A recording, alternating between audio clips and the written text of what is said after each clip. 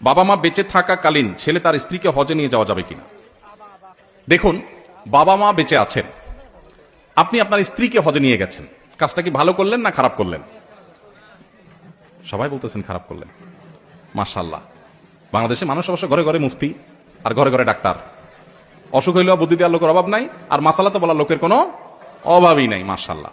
ভাইরা আমার, হজের ব্যাপারটা হলো নিজের টাকা থাকলে নিজের হজ করানো ফরজ। নিজের টাকায় কাউকে হজ করানো কখনো ফরজ হবে, সেটা বাবা মা কেউ না, স্ত্রী কেউ না। এখন যদি নফল হজ করানোর ব্যাপার আসে, প্রসঙ্গ আসে, অবশ্যই আপনাকে আল্লাহ টাকা দিয়েছেন একজনকে নফল হজ করানোর, তো আপনি কাকে প্রায়োরিটি দিবেন? তার উত্তর হলো অবশ্যই আপনি স্ত্রীর উপরে বাবা মাকে প্রায়োরিটি দিবেন।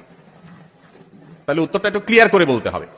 আপনার নিজের উপরে যদি হজ ফরজ হয় তাহলে আগে নিজের হজ করতে হবে। আমাদের দেশে বউয়েরই হজ করানো তো বহুত পরের কথা। অনেক ছেলে বাপ মারে হজ করানোর আগে নিজে হজ করলে গ্রামের মানুষ সমালোচনা করে, কত খারাপ ছেলে, বাপ মারে হজ না করে নিজে হজ করছে। এই সমালোচনা কি যৌক্তিক না অযৌক্তিক? কেন অযৌক্তিক? কারণ হজ